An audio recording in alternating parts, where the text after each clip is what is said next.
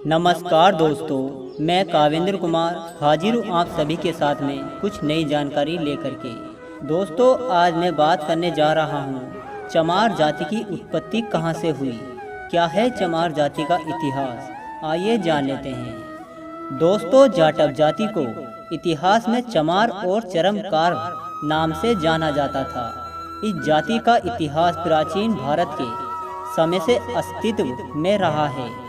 चमार जाति की उत्पत्ति के विषय में इतिहासकारों ने अलग अलग मत हैं। कुछ इतिहासकारों का कहना है कि 20वीं सदी से पहले चमार चंद्रवंशी राजपूत थे और इन्हें क्षत्रिय समुदाय में गिना जाता था, लेकिन उस समय की आंतरिक लड़कियों के चलते इन्हें क्षत्रिय समुदाय से अलग कर दिया गया और चमार जाति को शूद्र जाति में गिना जाने लगा। लेकिन इस कहानी का उल्लेख किसी भी ऐतिहासिक पुस्तक एवं ग्रंथ में देखने को नहीं मिलता है, इसलिए इस कहानी को पूर्ण सत्य नहीं माना जा सकता है। वर्तमान समय में इसकी मुख्य जनसंख्या उत्तर प्रदेश, कानपुर, मेरठ, वाराणसी आदि शहरों में अधिक है।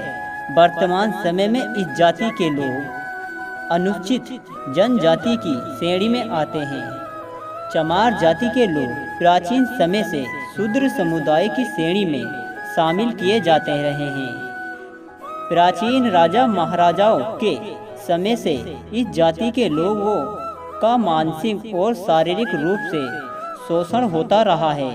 चमार जाति के लोगों का परंपरागत व्यवसाय चमड़े की वस्तुओं का निर्माण कार्य है, लेकिन चमड़े के व्यवसाय के चलते इस जाति के लोगों को अछूत की श्रेणी में रखा गया है। इतिहासकारों के अनुसार ऐसा माना जाता है कि चमार जाति के लोग भारत में अंग्रेजों की हुकूमत से पहले काफ़ी धनवान हुआ करते थे, लेकिन अंग्रेजी हुकूमत के रहते हुए दबंग और सत्ताधारी लोगों ने उनका शोषण किया और इन्हें शूद्र जाति की तरह इस्तेमाल किया।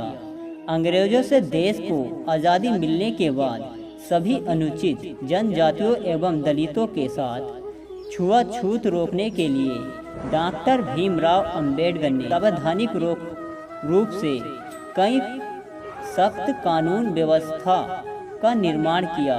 डॉक्टर भीमराव अंबेडकर ने चमार जाति की आर्थिक और मानसिक मनोदशा की सुधारने के लिए संविधान में आरक्षण व्यवस्था का निर्माण किया।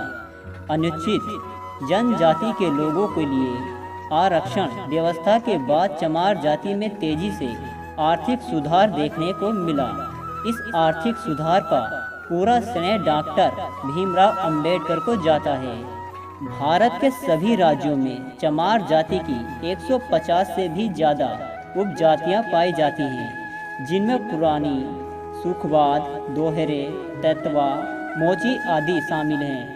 वर्तमान समय में चमार जाति के लोगों की स्थिति पहले से कई गुना बेहतर है। अब इस जाति के लोग चमड़े के व्यापार के अलावा राजनीतिक, विज्ञान, सिनेमा जगत, व्यापार और खेती आदि सभी क्षेत्रों में प्रगति के पथ पर अग्रसर हैं। इस बात का अंदाज़ा आप इस बात से ही लगा सकते हैं कि वर्तमान समय में ब्राह्मण जाति के बाद अखिल भारतीय सेवाओं में सबसे अधिक चमार जाति के लोग शामिल हैं। मध्यकाल में यह जाति छुआछूत और पवित्र जातियों में शुमार की जाती है, लेकिन अब यह स्थिति पूर्ण रूप से बदल गई है। चमार जाति के लोग मुख्यतः हिंदू गांव क्षेत्रों में रहते हैं। इस जाति को भारतीय संविधान के अनुसार अनुसूचित जनजाति में शुमार किया जाता है।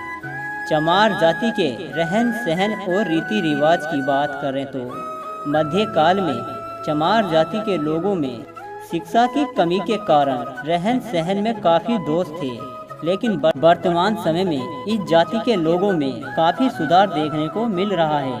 अब इस जाति के बड़े स्तर पर सामाजिक हो चले हैं। चमार जाति का एक बड़ा हिस्सा गौतम बुद्ध और संत रविदास के उपदेशों का पालन करता है। इस जाति के लोगों का मुख्यतः आदर्श डॉक्टर भीम अम्बेडकर को जाता है। जय भीम, जय भारत। आपको यह वीडियो कैसी लगी हमें कमेंट बॉक्स में ज़रूर बताएं। जय भीम, जय भारत।